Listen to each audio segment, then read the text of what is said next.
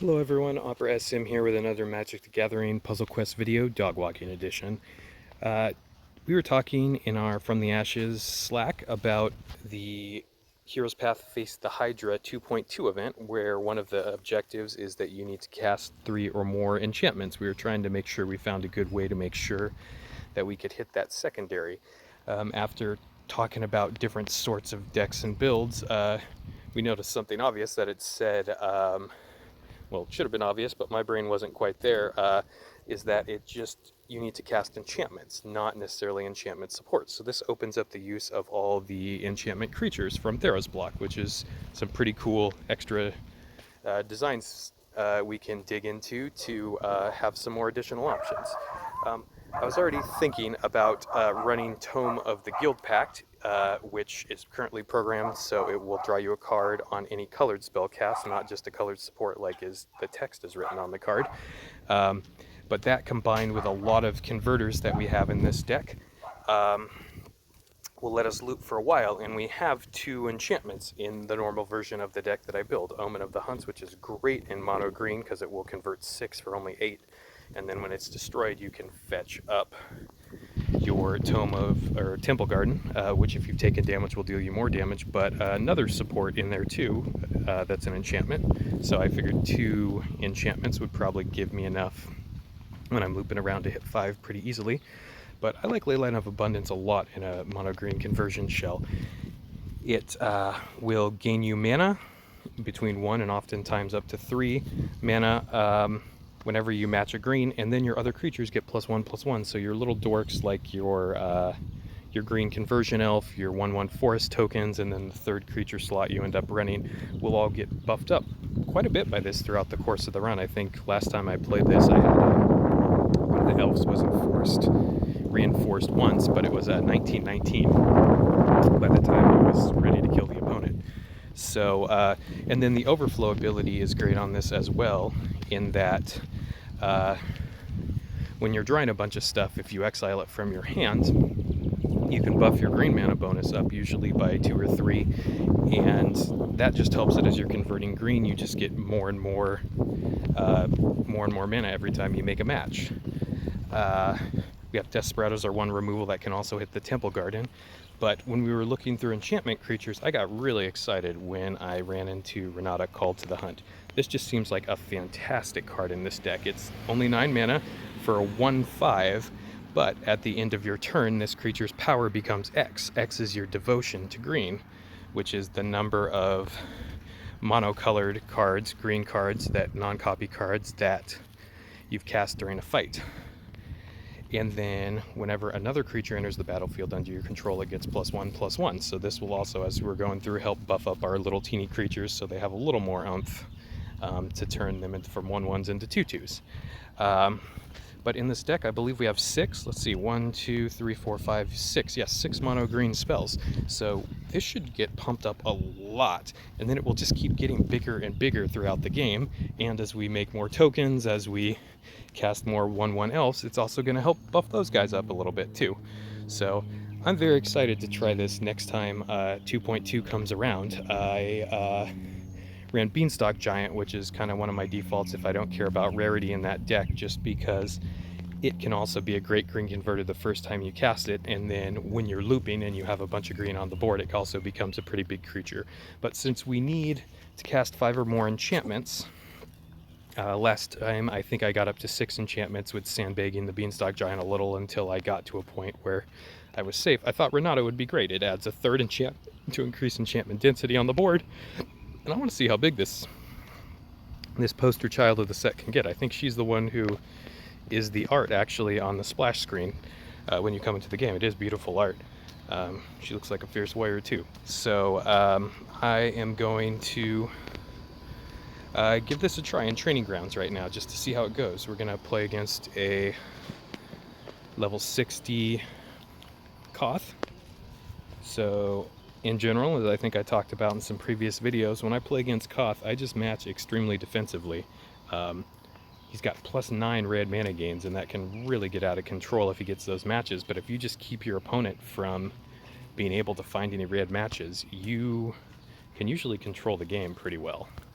So let's give this a try. Again, I'm really excited to see how Renata works. I went a little crazy and had like a little Eureka spamming emotes on our Slack, but I'm a little kooky, so I decided I was gonna have a little fun today.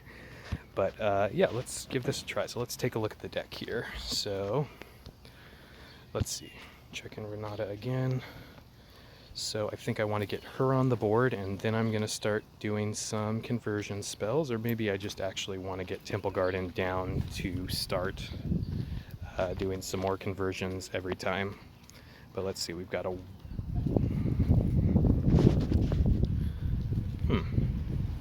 Not exactly sure the best order here. Got to think about this a little bit. So yeah, because Temple Garden will, but I think we're actually hopefully going to get more... enough mana to get stuff going this turn. So maybe actually getting Renata down on the board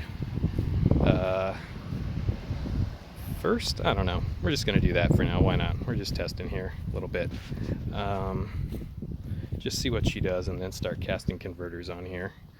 So let's see. We've got a green match. That could also get us a blue match. We have a black match, which could go into a white match. Let's just take the green match for now.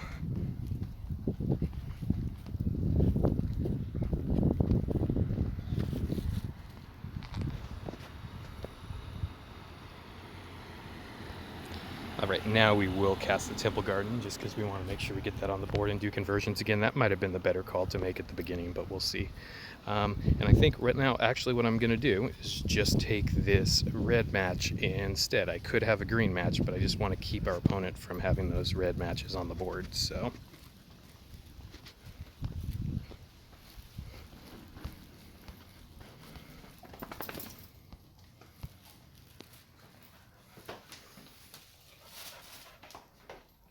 Alright, as we can see, Renata is adjusting her power each turn.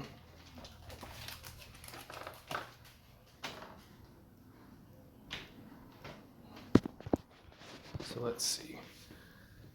Let's get Leyline of Abundance out, and then we will get Animist Awakening. I think I'm going to hold on Nissa's first ability because I want to try to draw cards to try to find our Tome of the Guild Pact, because we really need that to get looping. Alright, so again, we're just going to take this red match to keep our opponent from getting it.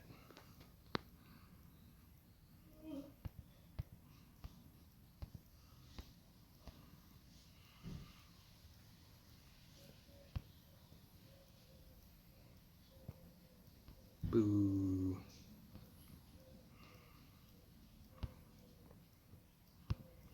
Alright. Let's look around some more. Let's see, 1, 2, 3, 4, 5, 6 matches, so we're not going to get anything off this Animist Awakening right now.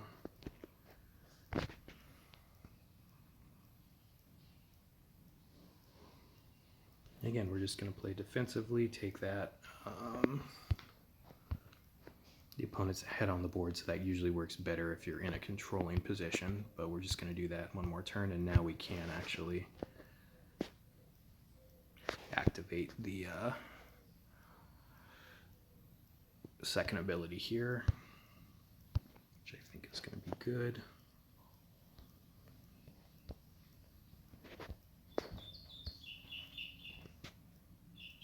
Just going to try to get another Renata down. Let's see if we can get a red match and a green match. That's probably what we do. I'm going to take a look more and see if there's any other better matches I can get. Got some comments from folks in recent videos, which is very true. They found better matches than I did, and I give the advice of look for a match. You think it's good, then look and see if there's anything better. So just taking a little extra time to try to make sure that's the case, but I'm pretty sure that's what we want to do, is take the upper left match, because it gives us a red and a green, taking the red away from the opponent and giving us some of our stronger match colors. So yeah, we'll just do that for now.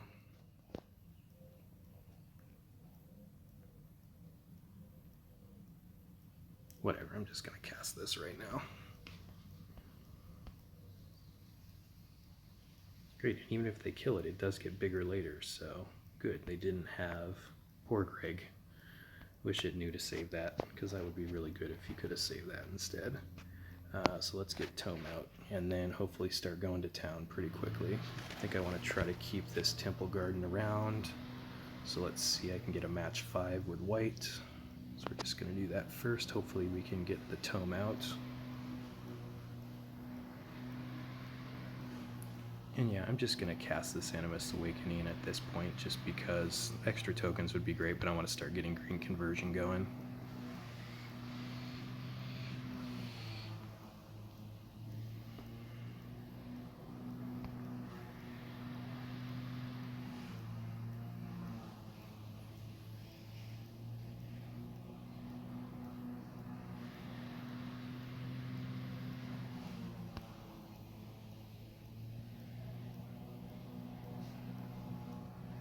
Great, so as you can see, this Leyline is doing some serious work pumping up our creatures, or maybe that's Renata actually doing serious work. Maybe it's both of them doing serious work, which would make me super happy.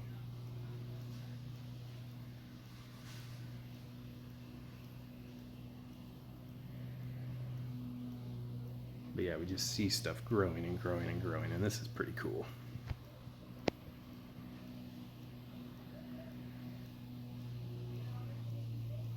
I'm excited to start seeing how big Renata will get now as we are starting to get into the loop and cast a bunch of green spells. So,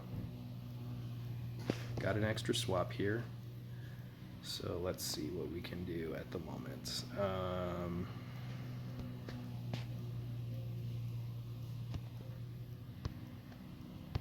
Just going to get more creatures now. Again, it's actually not as conducive once you have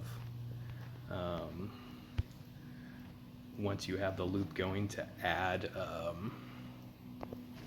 this second ability. Oh, and also the World Wake ability, which I should have mentioned on Nissa before, is also very good. When you landfall, your creatures get +1/+1. So this actually gives us 3 effects that we have that can buff up our little creatures. So even though they're just little teeny things, the abilities on the deck synergize really well to make them a mighty force to be reckoned with.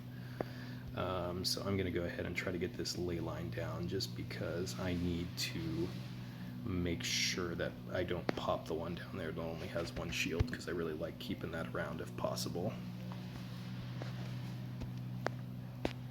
So let's see.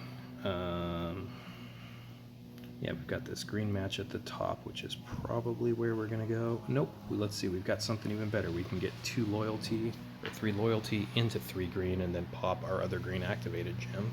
That looks really good.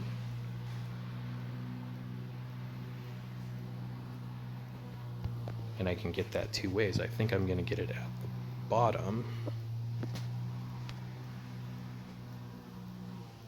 No, I'm going to get it at the top, because then I could get black matches. Yeah, I could theoretically get some black matches there at the top. So let's do that.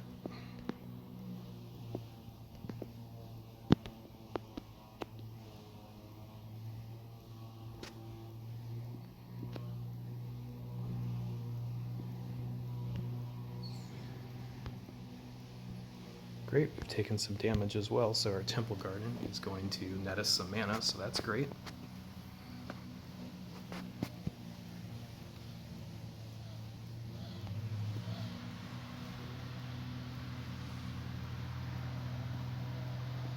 We're just going to go ahead and cast this Renata.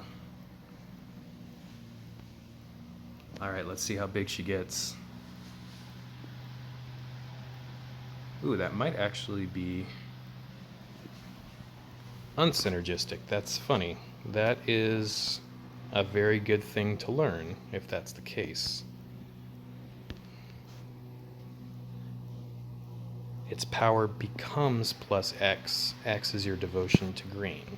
So if it's getting buffed by other things, that's interesting, because in normal Magic, it would do some different stuff with layers, and counters on stuff would still, even if it got a sort of buff effect from a different sort of thing, the counters would still make it bigger. So that is pretty interesting here. Sorry, someone is blowing their yard here. Yeah, so okay, so maybe that might not be quite as good as I thought. but we'll have to keep playing with it. Also, I don't quite understand how its power should have become X, where X is your devotion to green, and our devotion to green should be 12. So I don't know why her power went to 9, but who knows? We'll see. This card may be a little bugged in its implementation, but this is why we do testing. Let's see. We can get a white match, 2 different white matches. I'm going to do the one away from the reds to not potentially open up a red match for him as easily. I'm actually just going to do a conversion to green with the top ability here. And as we see from Renata, each of these is now going to be a 2/2 instead of a 1/1. So that actually makes a big difference in terms of how fast they can start attacking.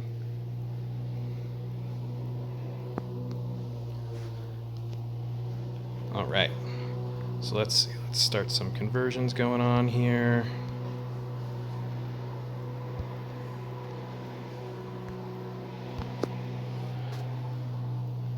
Let's see, we can get green and loyalty or just straight green.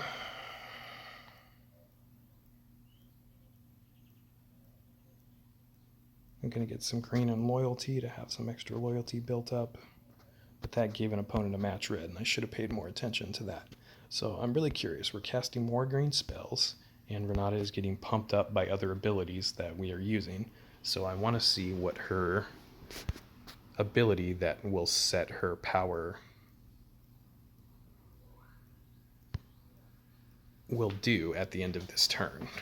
So we just overflowed our ley lines, so now our green matches are going to be giving us 3 more green every turn, which is great. Sometimes I will actually keep them if I need to keep looping, because it does take a card out of your hand. And Zach from Goblin Pile did also mention another great card in these sorts of things, Seasons of Change, could be in here as another sort of card one could use to just gain some extra card draw, as well as more cards are coming into play for you. So that might be something that could be another sort of option in this deck. Also, Zendikar's Royal to make more elementals, especially if you want to lean on Nissa's top ability, though I tend to, well, I need to see how many shields that has. If it had like 4 shields, it might be something I'd be more willing to run, as opposed to if it only had like 2 shields, because that can be a little hard to get. All right, let's look at her power and toughness setting ability. So it goes to 13. So I'm a little confused how this power toughness setting ability is working, because let's see what our devotion is now, but it should be much greater than 13 was. 15. So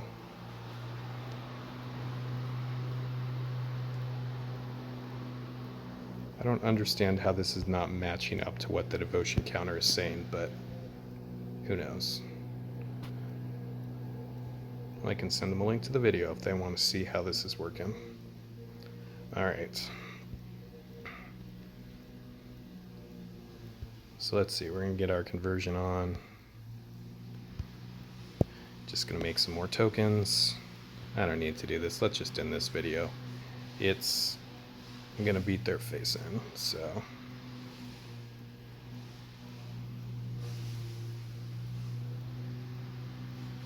Yeah, I should have just froze these cards, and I'll just do that now, and then we can just attack for the win. But, yeah, hope you enjoyed this video, and Renata is a very interesting possible addition to this sort of deck. I want to understand more how it's actually working, and it might be anti-synergizing a little bit with the other added thing, giving it power buff, and then it just setting its power and toughness, so it might be better in something that's not doing some of those things. But I still think it is a very decent option if you are running this deck for 2.2 on the Hero's Path Faith the Hydra event, just because it's an enchantment creature, and if you're mono green, it can grow to be a decent size. So anyway, hope you enjoyed the video, and let me know any more thoughts you might have of Renata, or if you know how her power toughness setting ability does seem to actually be working with devotion, because it didn't seem like that was lining up how I thought it should. All right, take care, everyone.